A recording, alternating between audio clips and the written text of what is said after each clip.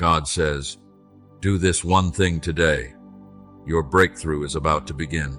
My child, stop what you are doing right now, not because something is wrong, but because something is about to change. I know your hands are full. I know your mind has been running since the moment you opened your eyes this morning, carrying the same thoughts it has carried for so many days now that you have stopped counting them. I know there is a list waiting for you, and a worry waiting underneath the list, and beneath that worry there is something older and quieter that you have not spoken about to anyone. I am not asking you to set all of that down forever. I am asking you to set it down for the length of this one message, just this once, just for now, because what I have to say to you cannot be heard while you are still moving. It can only be heard when you become still. You have been waiting. I want to say that plainly, because no one else has said it to you the way it deserves to be said.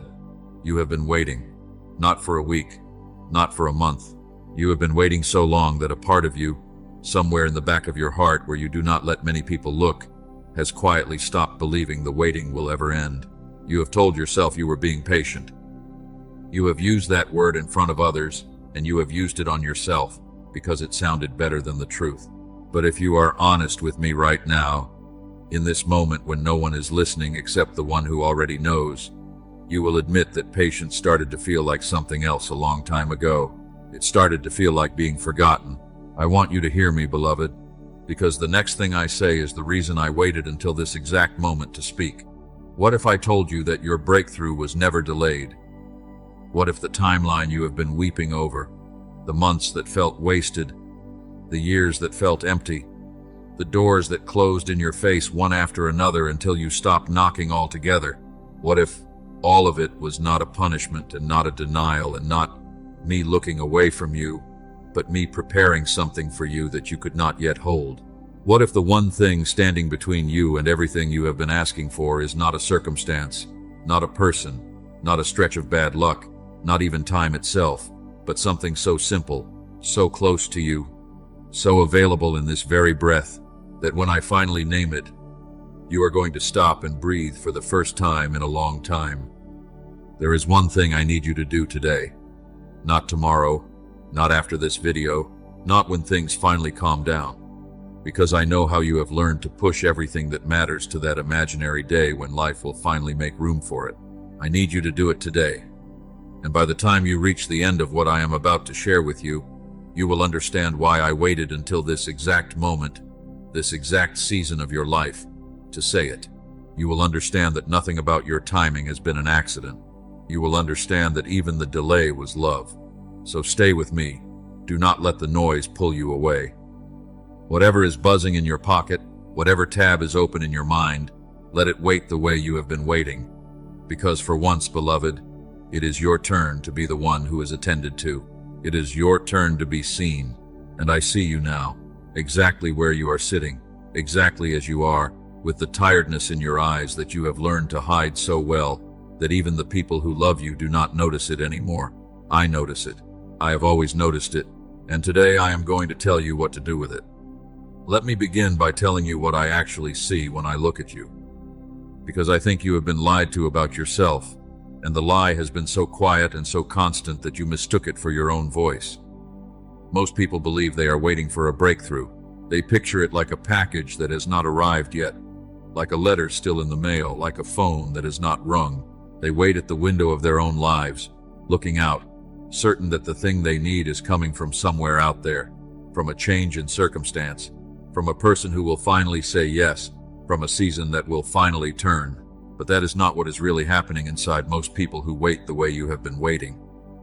What is really happening is far more tender and far more painful and far harder to admit. Most people who wait this long are not waiting at all. They are slowly, quietly, day by day, convincing themselves that they do not deserve the thing they are waiting for. I want you to feel how gentle I am being as I say this, because I am not accusing you. I am uncovering you, the way you uncover a wound that has been bandaged for too long so that it can finally get air and finally begin to heal. You have prayed. I know you have prayed. You have prayed prayers that no one heard but me, prayers whispered into pillows, prayers cried out in cars parked in empty lots, prayers spoken in the shower where the water could hide the sound of your breaking. You have believed. You have stood in rooms full of people and lifted your hands and sung the words and meant them, even on the mornings when meaning them cost you everything you had. You have tried to stay strong in front of others, and you have done it so well that they think you are fine. They think you have it together. They have no idea. But alone, in the quiet, when the performance is over and the door is closed and there is no one left to be strong for, something inside you keeps whispering the same sentence over and over. Maybe it is not coming for me. Maybe it comes for other people. Maybe other people get the answered prayer and the open door and the changed circumstance, but not me, not this time, not anymore. And here is the thing about that whisper. Beloved, that whisper is not truth. It has never been truth. But you have been so tired for so long that it began to sound like truth. Exhaustion does that. It makes the lie sound reasonable. It makes despair sound like wisdom. It makes giving up sound like maturity, like finally being realistic, like finally accepting the world as it is. And so you have been listening to a voice that wears the costume of truth, and you have let it sit at the head of your table, and you have let it speak first in your own mind every single morning. So let me tell you what I do not see. I do not see someone who has given up. If you had truly given up, you would not be here. You would not have pressed play. You would not be sitting in this stillness right now, letting these words reach a place inside you that you keep locked. The fact that you are still listening means that something in you is still reaching. Something in you still hopes, even if it is only a flicker, even if it is the smallest ember buried under all the ash. I see that ember, beloved. I have been guarding it the whole time. It has not gone out, no matter how cold the nights have been. It has not gone out. What I see is not a person who quit. What I see is a person who has been carrying weight in silence and calling it strength. And I want to speak to that, because it is the place where so much of your pain has been hiding in plain sight. You have believed a definition of strength that has been quietly destroying you. You have believed that strength means silence. That strength means you do not let it show. That strength means you carry the heaviest things by yourself, in the dark, without complaint, because asking for help would mean you were weak, and being seen in your need would mean you had failed. So you learned to swallow it. You learned to smile at the exact moment your heart was caving in. You learned to answer, "I am fine," in a tone so convincing that you almost believed it yourself. And you wore that the way a soldier wears armor, except the armor was not protecting you, it was crushing you. Because the weight was never on the outside. The weight was within. And no armor in the world can protect you from a wound you are pretending you do not have. So let me tell you the truth about strength, beloved, because I am the one who built strength into the human heart, and I know what it is actually made of. Strength is not silence. Strength is not pretending you are fine when you are breaking. Strength is not the absence of tears or the refusal to need. Sometimes the most courageous thing a heart can possibly do is simply admit the truth. To say, out loud, even if only to me, "I am still here, and I am still waiting." And it hurts. That is not weakness. That is the bravest sentence a tired soul can speak. Because the lie is easy. The lie costs nothing. The lie just requires you to keep performing. But the truth, the real truth about how heavy this has been, the truth requires you to take off the armor and stand there exposed and let yourself be seen. And that, beloved, takes everything. I want to slow down here, because this is the part you have needed someone to say for a very long time, and no one has said it. So let me be the one.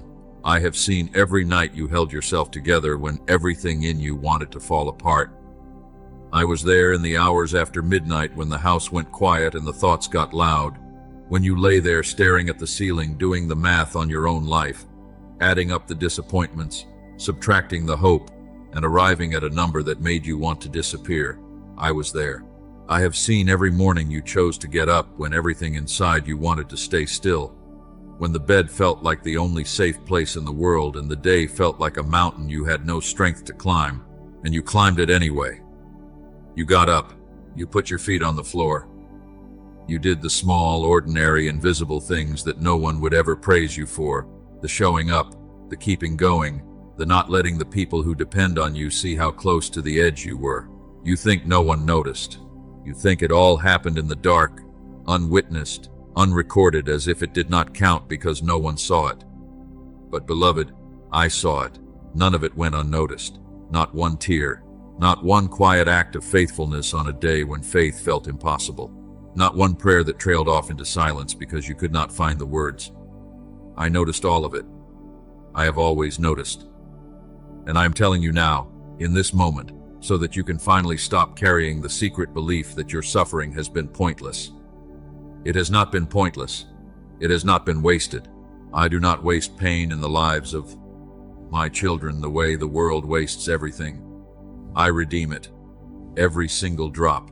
Let me say more about that, because I know there is a part of you that has begun to keep a ledger. You have been keeping score against your own life. You have a list, even if you have never written it down, of all the things that were supposed to happen and did not, all the prayers that seemed to go unanswered, all the times you reached out in faith and felt your hand close on nothing but air. And that ledger has become a kind of evidence to you. Evidence that something is wrong with you. Evidence that you are the exception, the one I overlooked, the one whose name slipped through the cracks. I want to take that ledger out of your hands, beloved, because you have been reading it wrong.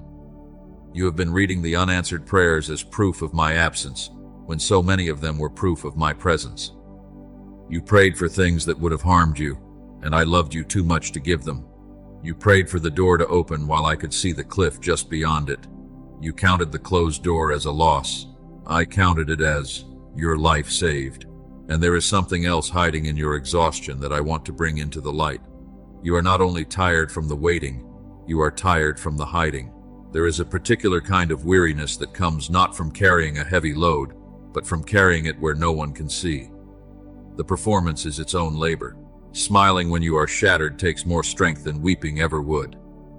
Saying I am fine in a steady voice while your insides are collapsing requires a discipline so total that it drains something out of you that ordinary rest cannot replace. You have been doing the work of suffering and the work of concealing the suffering at the same time, and the concealing has cost you nearly as much as the wound itself. I am inviting you to lay down the second labor. You can keep nothing from me anyway. I already see all of it. So there is no longer any reason to spend your last reserves of strength hiding from the one who has been holding you the whole time. Now let me take you somewhere deeper, because understanding your pain is only the beginning. You also need to understand why the breakthrough has felt so blocked. And I want to say something to you that might surprise you, something you may need to read more than once before it settles into the place it needs to go. The door is not locked. You have simply been pushing on it while I was asking you to be still. I know how that lands, because you have given everything to push through. You have planned and prepared and strained and strategized. You have done all the things they told you to do, all the things you read about and listened to and were promised would work. And so when I tell you the door was never locked, a part of you wants to argue with me, because if it was never locked, then why did it not open? Why did all that effort produce so little? Why did the harder you pushed seem to make it heavier? Let me answer that gently, because I am not accusing you of doing something wrong. I am revealing something you could not see from where you were standing. The breakthrough was never delayed by your circumstances. It was not delayed by the economy, or by the person who let you down, or by the bad timing, or by the bad luck, or by any of the external forces you have spent so long blaming and bargaining with. The breakthrough was delayed by a posture of the heart, and the reason that matters, the reason it is actually the best news you could possibly hear, is that you cannot change your circumstances by willing it, but you can always change your posture. The thing that was holding you back was never out there where you had no power. It was in here, where you have all the power you need the moment you understand it.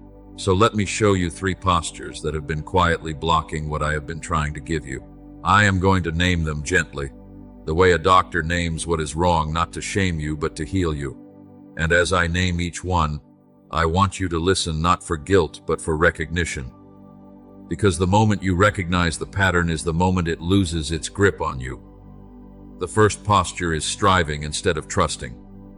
You have been working so hard to make it happen yourself, planning every detail, preparing for every outcome, controlling every variable you could get your hands around, lying awake running scenarios, trying to think your way through to safety.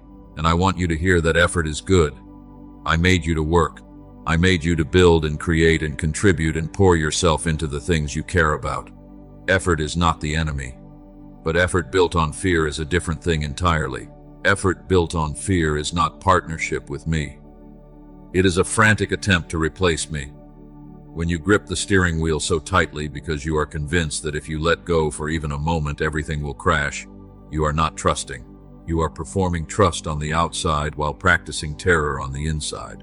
And here is what fear-driven striving actually does, beloved. It closes the very doors I am trying to open for you, because there is no room for me to move when every space is already filled with your own anxious motion. You cannot receive a gift with hands that are clenched into fists. You cannot be led while you are sprinting in a direction you chose out of panic. I do not need you to stop trying. I need you to stop trying alone. I need you to stop trying as though everything depends on you, because it never did, and the weight of believing it did has nearly broken your back. The second posture is believing that the delay means denial. Every day that passed without an answer, you counted it as a no. The silence felt like rejection. The not yet felt like never. And I understand why, because you are human, and humans live in time, and waiting feels like a small death to a creature who cannot see the end of the story. But beloved, let me tell you something I have known since before the world began. Delay is not denial. They are not the same thing, and they have never been the same thing, no matter how identical they feel from the inside. Delay is preparation. Think of the fruit on the tree. The fruit that ripens too quickly, that is forced and rushed and pulled before its time, falls to the ground bruised and bitter, and it is never tasted, never enjoyed, never the thing it was meant to be. The sweetness comes from the waiting. The fullness comes from the time on the branch under the sun and through the storms. I am not withholding from you. Read those words again. I am not withholding from you. I am completing something in you that simply could not be rushed without ruining it. What looks like a closed hand is actually a hand that is still working, still shaping, still finishing the very thing you have been begging me for. You wanted it ripe, so I let it grow. I want to pause on that second posture a little longer, because the belief that delay means denial is the one that has done the most quiet damage to your faith. Every morning you woke up and the situation was unchanged. A small voice told you the verdict was in and the verdict was no, and after enough mornings, you stopped expecting anything else. You built your whole inner life around the assumption that the answer was no, and you called that being realistic. But beloved, consider how much of what is most valuable in this world is hidden inside of waiting. The seed buried in the dark ground looks, to anyone watching, exactly like a seed that has died. There is no visible difference between the seed that is rotting and the seed that is about to become a forest. The only difference is what is happening underneath, where no eye can see. You have been looking at your own life and seeing a buried seed and concluding that it must be dead, because that is what dead looks like, and that is what alive looks like in the season before the breaking forth. They are identical from above the soil. You cannot tell them apart by looking. You can only tell them apart by waiting. And the very thing you have hated, the waiting itself, is the only thing that will ever reveal which one you were holding all along. The third posture is the one that may be hardest to release, because it has become a way of life for you. It is waiting for the breakthrough before you will allow yourself to have peace. You have made a bargain in your own heart, a bargain you may not even know you made. You told yourself, I will rest when this is finally over. I will trust when I can finally see the proof. I will be grateful when things finally change. I will let myself breathe when the answer finally comes. And so you have suspended your own life, hung it on a hook, refusing to live it until the conditions are met. But beloved, peace is not the reward at the end of waiting. Peace is not what you receive once the breakthrough finally proves it was worth it. Peace is the posture that makes you ready to receive in the first place. It comes before, not after. It is not the prize. It is the open hand. And this is why you have stayed stuck, even when you were doing everything right, even when your faith was real and your prayers were sincere, because you cannot hold something new with hands that are clenched in dread. You cannot welcome the answer into a heart that has barricaded itself against disappointment. The peace you keep postponing until later is the very thing that would open the door now. The one thing I need you to do today. You are beginning to sense what it is. I can feel you reaching toward it even as I speak. Stay with me, because I am about to put it into words, and when I do, I do not want you to rush past it the way you rush past everything. I want you to let it land. This is what I am asking of you. Just this. One thing. And I want to be very careful in how I say it, because everything you have been taught about spiritual breakthrough has trained you to expect a list, a formula, a program, a set of steps you can perform and check off and post about. But the one thing I am asking of you is not a formula. It is not a 30-day plan. It is not something you perform for an audience so they will think you have grown. It is one single act of the will, done in private, in the secret place, between you and me alone, where no one can see it, and no one can applaud it, and no one will ever know it happened except the two of us. Here is the one thing. Surrender the outcome, not the desire, the outcome. I want to spend real time here, because this is the heart of everything, and if you misunderstand it, you will turn it into another weight to carry instead of the freedom it is meant to be. So let me unpack it slowly, in 3 movements. And let me begin by telling you what surrender is not, because the word has been so abused and so misunderstood that it has become a source of fear instead of release. Surrender does not mean you stop hoping. I never asked you to stop hoping. Hope is not the problem. Hope is one of the most beautiful things I ever placed inside the human heart, and I will never ask you to kill it. Surrender does not mean you pretend you do not want what you want. I am not asking you to lie about your own longing, to put on a false detachment and pretend the desire that has burned in you for years is not real. It is real. I am the one who put it there. Surrender does not mean you lie down and wait passively, doing nothing, letting life happen to you while you wait for the sky to open. Beloved, I did not create you for passivity. I never made you to be a stone that the river simply flows around. I created you for partnership. I created you to walk with me, to work with me, to move when I say move, and to rest when I say rest, to be an active participant in your own redemption and not a spectator of it. So whatever you have heard about surrender that made it sound like giving up, like resignation, like the death of your dreams, set it down. That is not what I am asking. Now let me tell you what surrender actually is, because the truth of it is so much lighter than the burden you have been carrying. Surrender means you release your grip on how it must happen. That is all. It means you stop dictating the method. It means you take the timeline you have drawn so carefully in your mind, the one with the dates and the milestones, and the by now this should have happened, and you hand it to me. It means you release the single version of the story you have rehearsed so many times in your imagination that you literally cannot picture any other ending. The one where it works out exactly the way you scripted it. The one where the answer arrives in the precise form you have decided it must take. You release your grip on that. And here is the miracle that you have never quite let yourself experience, beloved. In that releasing, there is space. For the first time, there is room. And in that space, I can finally move. As long as your hands are wrapped tightly around your own plan, there is nothing I can place in them. But the moment you open them, even a little, even trembling, even unsure, you discover that the open hand was the whole point. The open hand is the position of receiving. You cannot receive what you will not stop controlling. Now let me tell you why this is so hard. Because I will not pretend it is easy, and I will not shame you for finding it nearly impossible. It is hard for reasons that go straight to the deepest places in you. It is hard because surrendering the outcome feels exactly like accepting defeat. It feels like saying out loud that you will not get what you wanted, like raising a white flag over the dream you fought for, and everything in you recoils from that. I understand. But surrender is not defeat. Surrender is the opposite of defeat. Defeat says it will not happen and I am done. Surrender says it is in better hands than mine and I am free. It is hard because you have been disappointed before, and I am not going to pretend you have not. You have hoped before. You have let yourself believe before. And it did not turn out the way you were so sure it would, and the falling afterward nearly broke you, and you swore quietly to yourself that you would never let yourself fall like that again. So this time you kept a small corner of your heart guarded, just in case. You let yourself hope, but not all the way. You let yourself believe, but with one foot planted firmly in the exit, ready to pull back the moment it started to hurt. You have been protecting that corner for years now, and you have told yourself it is wisdom. But beloved, that guarded corner is not protecting you from pain. It is only protecting you from me.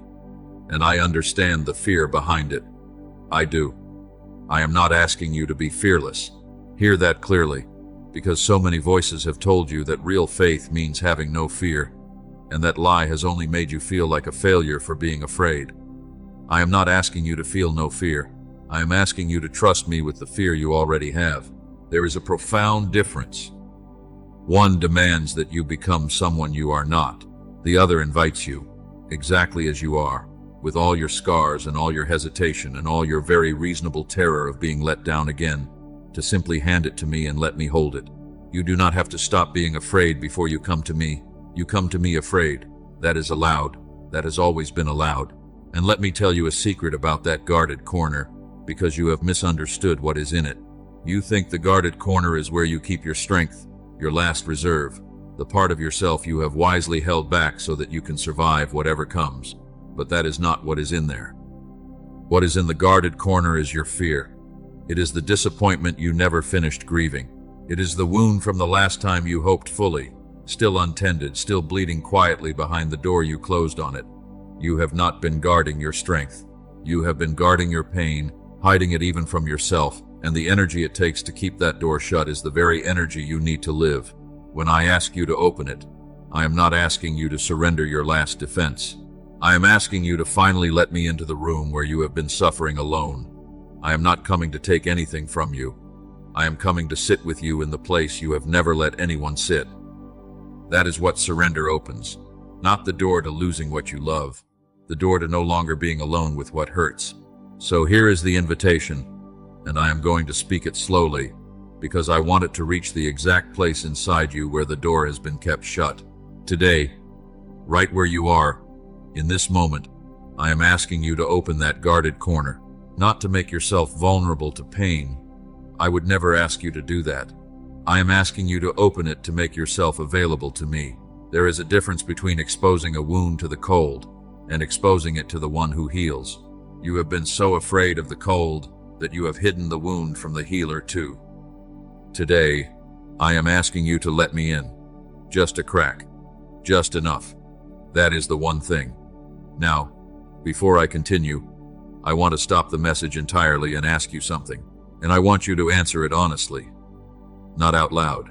Not in a comment, not yet. But in the place inside you where you are most honest with yourself. The place you do not show anyone. The place where you do not get to lie because there is no audience to perform for. Here is the question. What have you been holding on to so tightly? A timeline, an outcome, a specific version of how things must go, that even in your prayers, even on your knees, even in your most surrendered moments, you have never actually, fully, all the way released it? What is the thing you say you have given to me but secretly still hold?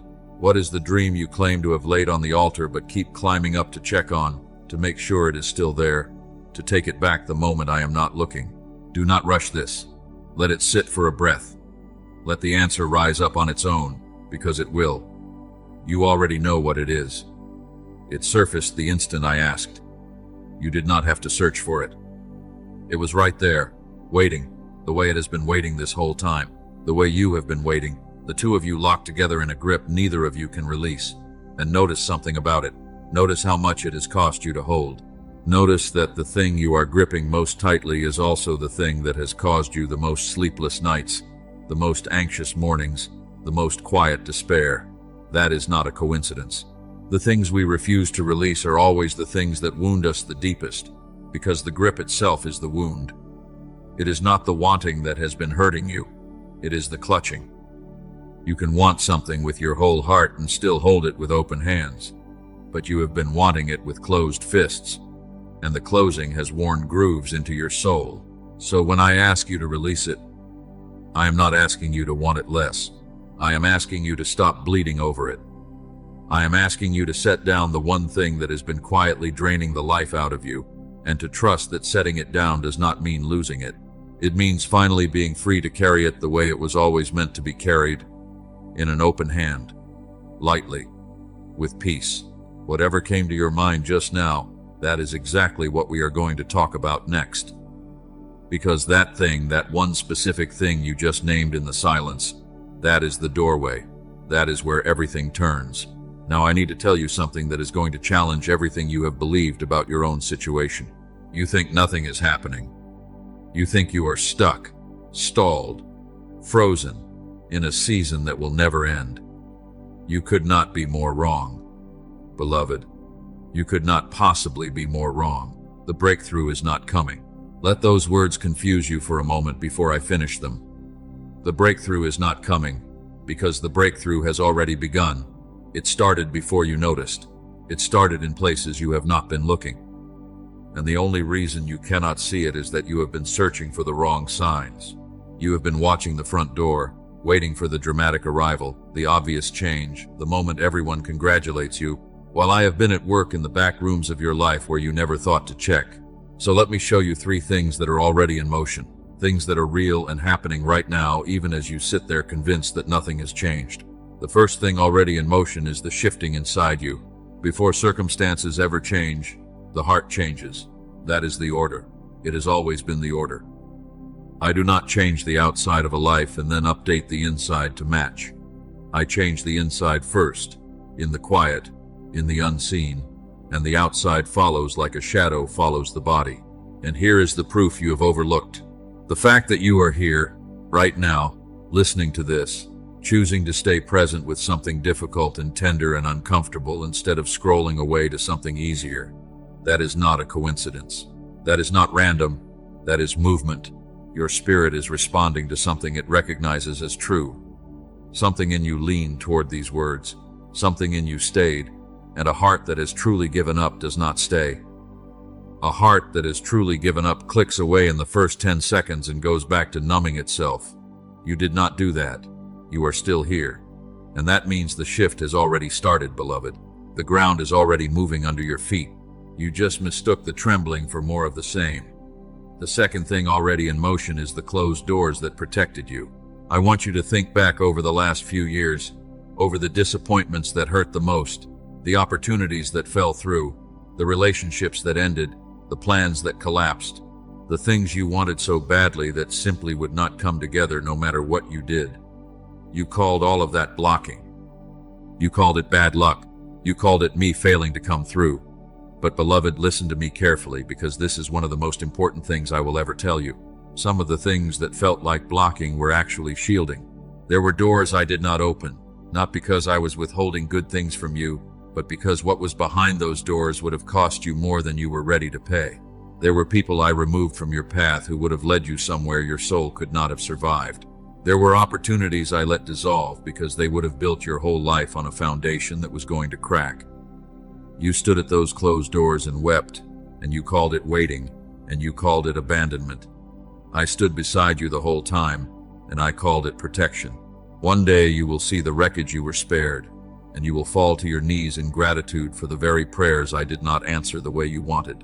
The third thing already in motion is the alignment being built in the unseen. My beloved child, there is a version of your breakthrough that would have arrived too early and crumbled almost immediately because you were not yet who you needed to be in order to sustain it. The thing you have been asking for is heavier than it looks. The dream you have been chasing requires a person of greater depth, greater patience, greater steadiness than the person you were 3 years ago, or even 1 year ago. And so during all this waiting, during all these seasons you have written off as wasted, I have been doing a work in you that you could not see and would not have chosen. I have been building patience into you, the slow kind that does not crack under pressure. I have been building endurance into you, the kind that can carry a heavy promise across a long distance without dropping it. I have been building a capacity for stillness into you, so that when the breakthrough comes, it does not sweep you away, or undo you, or hand you something so big it destroys you. And here is the part you have completely misunderstood. That work, the patience and the endurance and the stillness and the depth, that is not merely the preparation for the breakthrough. That work is the breakthrough beginning. The becoming is the answer arriving in installments. You have been receiving your breakthrough this whole time, one quiet quality at a time, and calling it delay. So let me say the thing that I want to land in the deepest place in you, the thing I want you to write somewhere and read on the days you forget. You have not been forgotten. You have been formed. Those two things look identical from the inside, but they could not be more different. Being forgotten means no one is thinking of you and nothing is happening. Being formed means you are constantly on my mind and something is always happening. In the dark, in the deep, in the places hands do not reach. You have been formed, and what I form, I do not waste. I have never in all of eternity formed something with this much care only to throw it away. The very fact that the shaping has been so long and so thorough is the measure of how much I intend to do with you. You do not spend years on something you plan to discard. You spend years on something you plan to use for a very long time.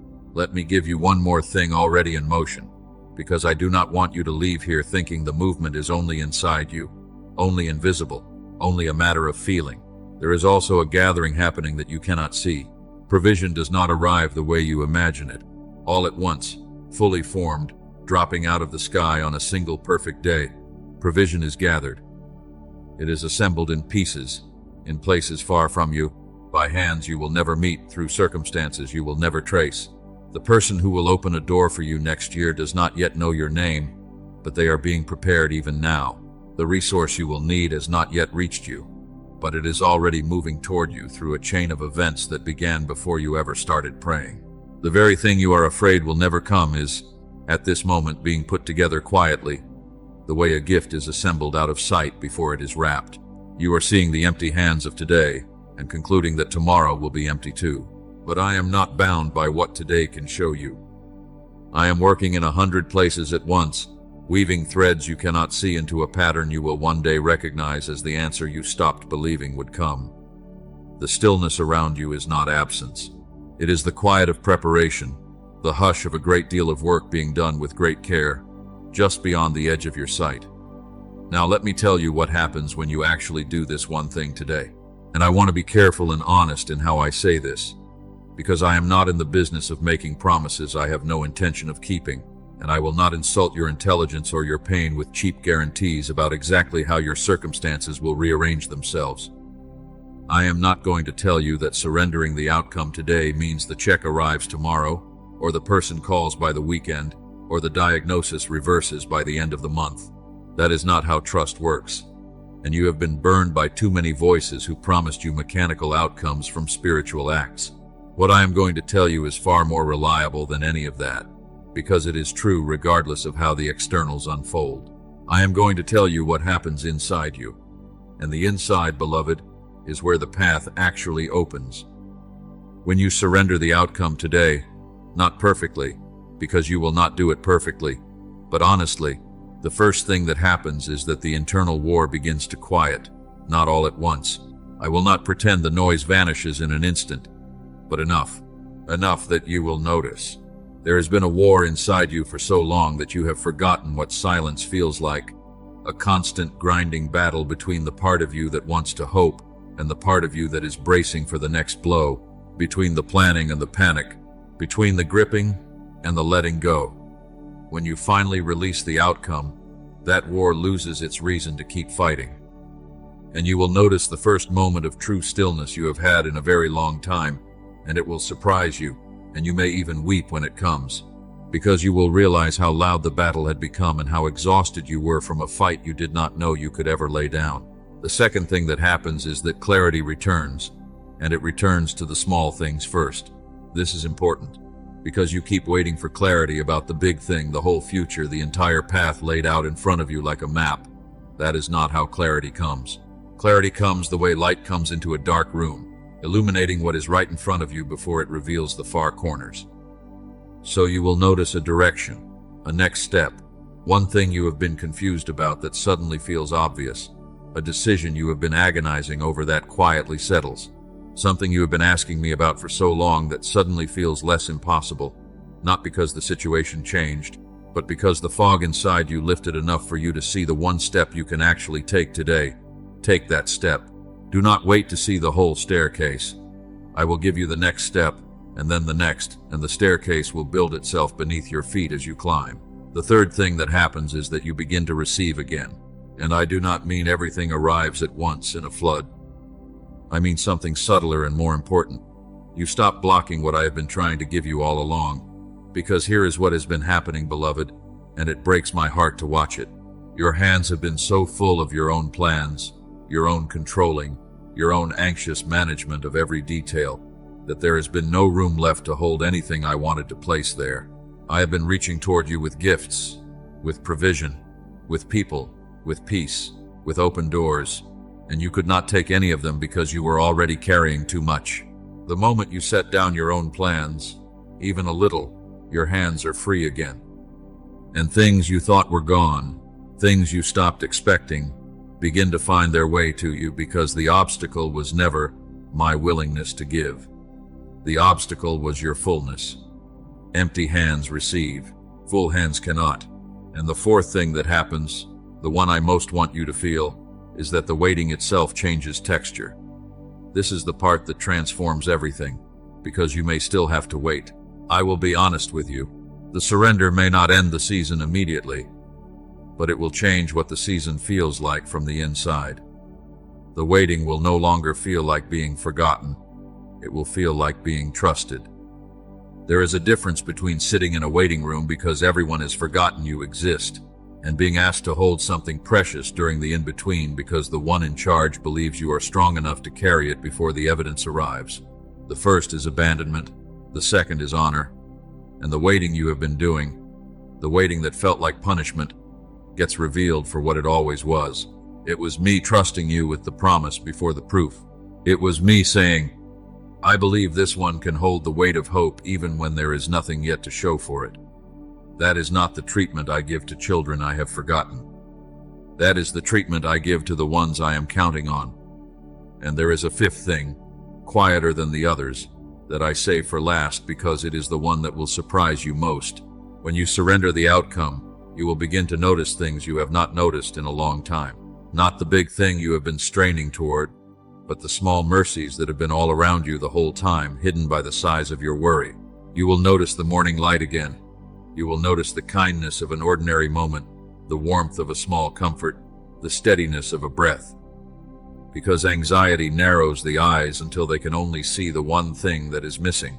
And the moment you loosen your grip on that one thing, your vision widens again, and you discover that your life was never as empty as the fear told you it was. There has been goodness woven through all your days, even the hardest ones, and you walked right past it because you were too busy scanning the horizon for the thing that had not come. Surrender returns the present to you. It hands you back today, which is the only place you have ever been able to actually live. And a person who can live in today, who can receive the small gifts of an ordinary hour with a grateful and open heart, that is a person ready to receive the larger gift when its time finally arrives. So that is what I am offering you today, beloved. Not a shortcut, not a magic phrase that bends the universe to your wishes, not a guarantee that the externals will rearrange themselves on your preferred schedule. What I am offering you is a different way of walking the same road. The road may be the same length. The destination may still be ahead of you, past the horizon, out of sight. But the walking changes. It becomes lighter because you are no longer carrying the unbearable weight of believing you must control the outcome. It becomes cleaner because the war inside you has quieted and you are no longer fighting yourself with every step. It becomes more aligned because you are finally walking with me instead of dragging me along behind you or running ahead of me in fear. Same road, completely different journey. That is what surrender gives you. Not a teleport to the finish line, but a transformation of every step between here and there. And now we come to the part where the message ends and something else begins. Because this moment is not the end of what I am saying to you. It is the beginning of your response. A message changes nothing if it is only heard. It changes everything when it is answered. So let me bring us home gently, beloved, with the care this moment deserves. You came into this video carrying something. I knew it the moment you arrived. Whether it was exhaustion that has settled into your bones until you cannot remember what rest feels like, or doubt that has been eating quietly at the edges of your faith, or a quiet desperation you would never name to another living soul, or simply the weight of having waited too long for something that still has not come, you came in carrying it.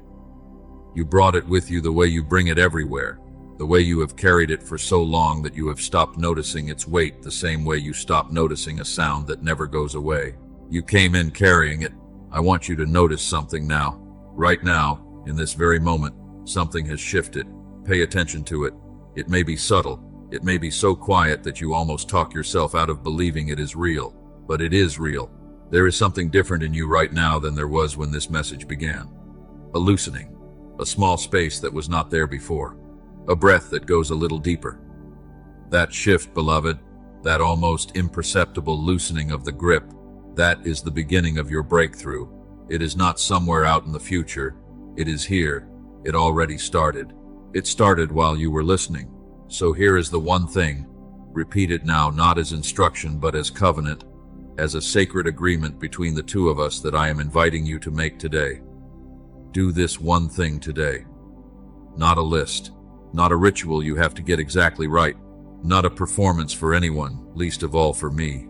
Just this. Open the guarded corner, the one you have kept locked, the one even your prayers have not been allowed to enter.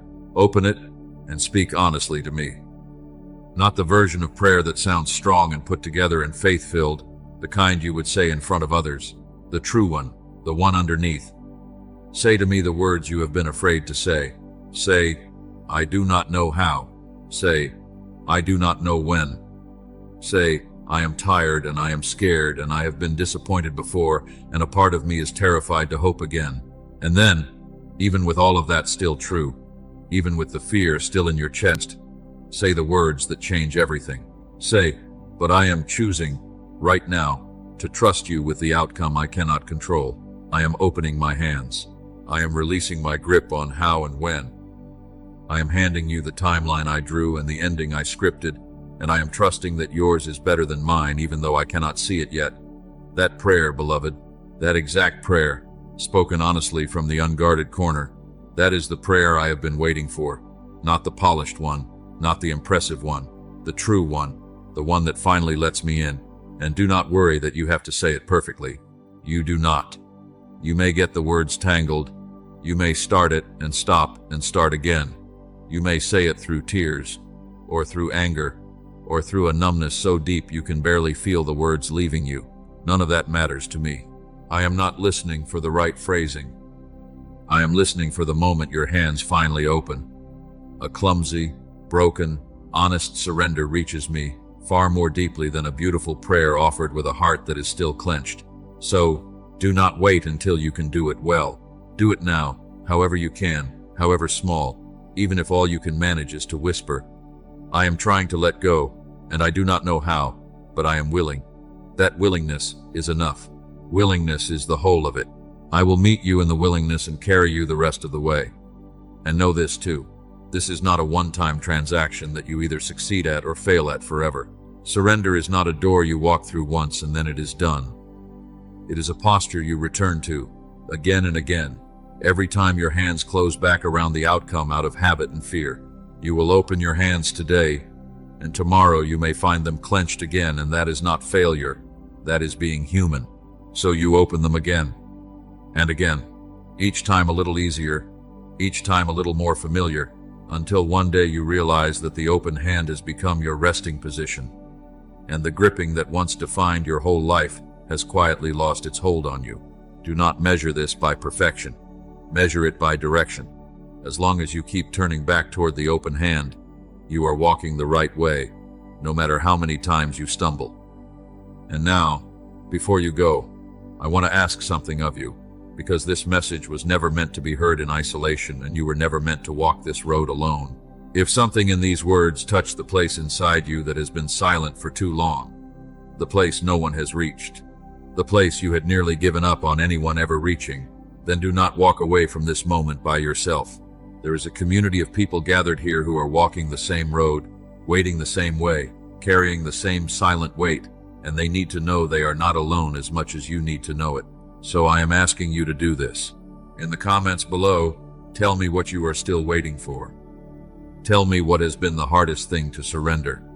Tell me what you have been carrying in silence that you have never said to anyone. Do not be afraid that it is too small or too strange or too broken. Whatever it is, name it here, in this place, among people who understand, because your story matters to this community, and your honesty might be the exact thing that gives someone else permission to finally be honest too. And I promise you, I will speak directly to what you share. The next message I bring will be shaped by the real things real hearts confess in this place. So, do not stay silent. Let this be the first thing you stop carrying alone. And there is one more thing. If these words reached your heart today, if you felt even for a moment that this message arrived at exactly the right time, as though it had been waiting for you, then share it with someone else who is still waiting. You know who they are. You can think of someone right now, someone who has been carrying their own silent weight, someone who has been waiting so long they have stopped believing the waiting will ever end. They may not even know they need to hear this, but you do. So pass it to them. Be the one who breaks into their silence the way someone, somewhere, once broke into yours. And if you have not yet, subscribe to this channel. Not as a formality, and not because a number matters, but because I have more to say to you, and this is how I will reach you again. There are more messages coming, more words meant for the exact season you are walking through, and I do not want you to miss the next one. When you subscribe, you are making space in your life to keep hearing from me. You are leaving the door open for the next thing I want to say to your heart. So leave the door open, beloved. Stay close. The conversation is not over. It is only beginning. Now hear these last words, and let them be the ones you carry out of this moment and into the rest of your day, into the long night that may still be ahead, into the waiting that may not yet be finished. You are not forgotten. You have never been forgotten, not for a single second, not in your darkest hour, not on the nights you were certain no one was listening. You are not behind.